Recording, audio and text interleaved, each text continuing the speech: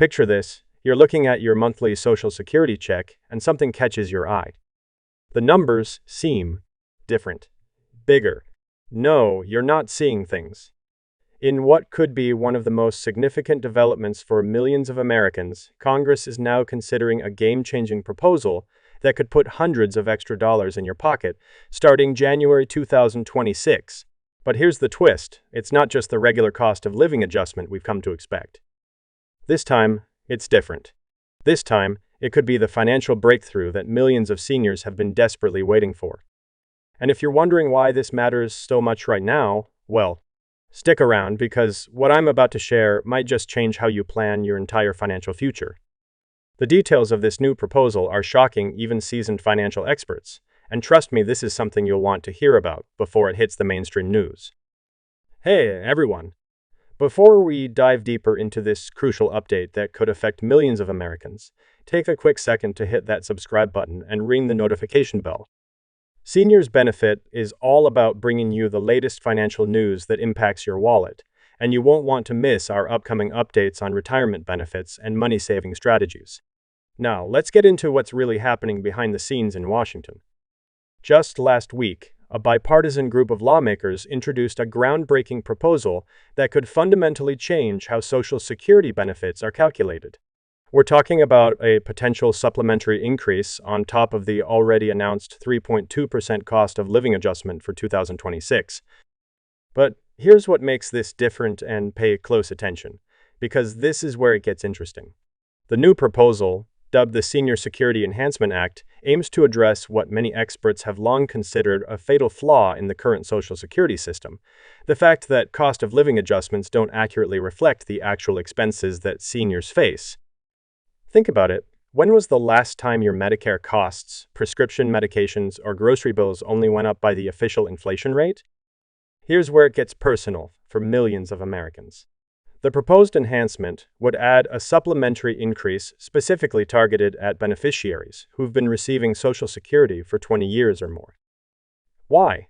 Because studies have shown that the longer someone relies on Social Security, the more their purchasing power has eroded over time. The numbers are staggering. Some long-term recipients have lost up to 30% of their buying power over the past 2 decades. But what does this mean in real dollars and cents? Let's break it down. For the average Social Security recipient, currently receiving $1,827 per month, the regular 3.2% COLA would add about $58 to their monthly check. But under the new proposal, eligible beneficiaries could receive an additional 1.5% increase that's roughly $27 more per month, or $324 per year.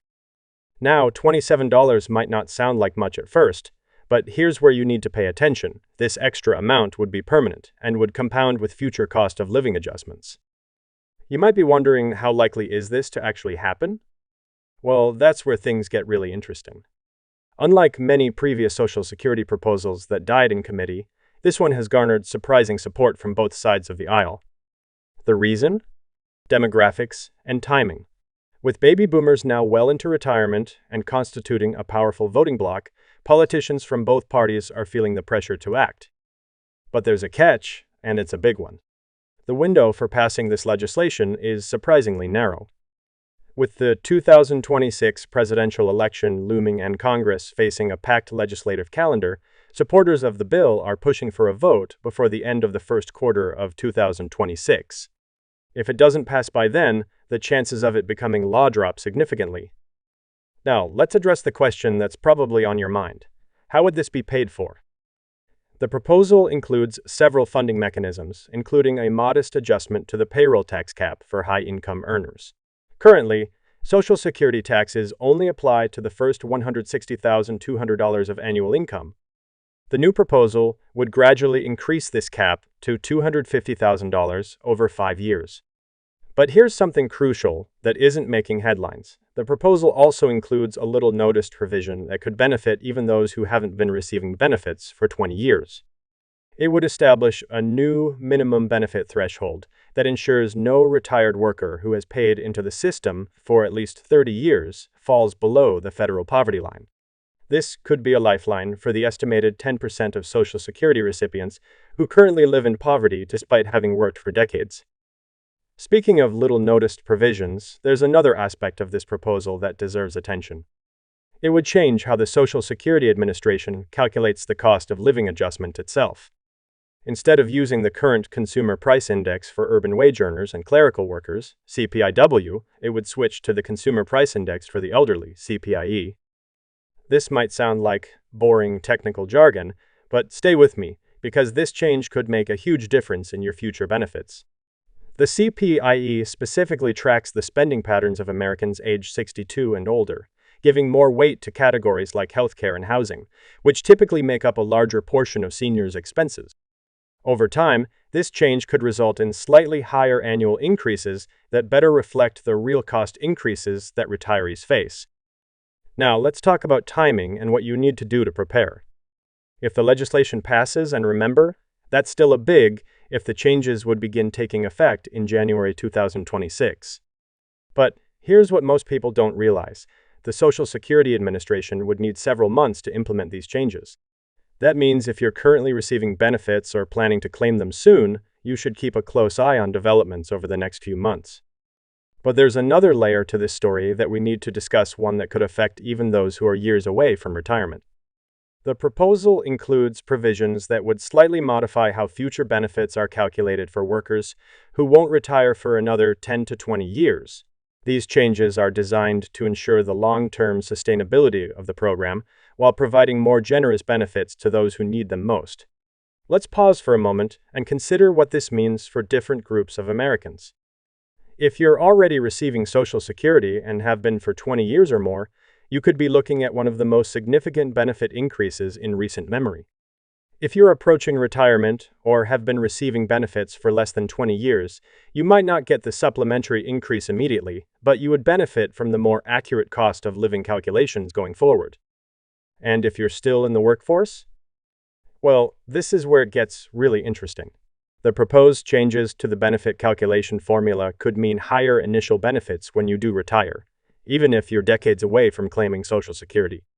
This is particularly true for lower and middle income workers, who would see their replacement rates, the percentage of their working income that Social Security replaces, increase slightly under the new formula.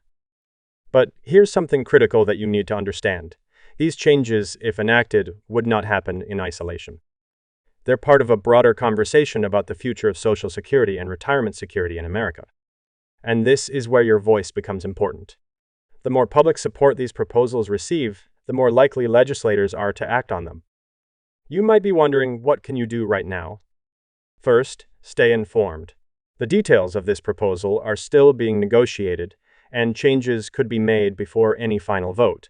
Second, consider contacting your representatives in Congress to share your thoughts on these proposed changes. And third, this is important. Make sure you understand how these changes might affect your personal retirement planning. Let's talk about some practical steps you can take to prepare for these potential changes. If you're currently receiving Social Security benefits, start by reviewing your current benefit amount and how long you've been receiving payments.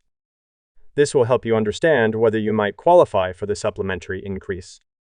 If you're planning to claim benefits soon, consider how these changes might affect your claiming strategy. But there's one more aspect of this proposal that we haven't discussed yet, and it could be the most important for some beneficiaries.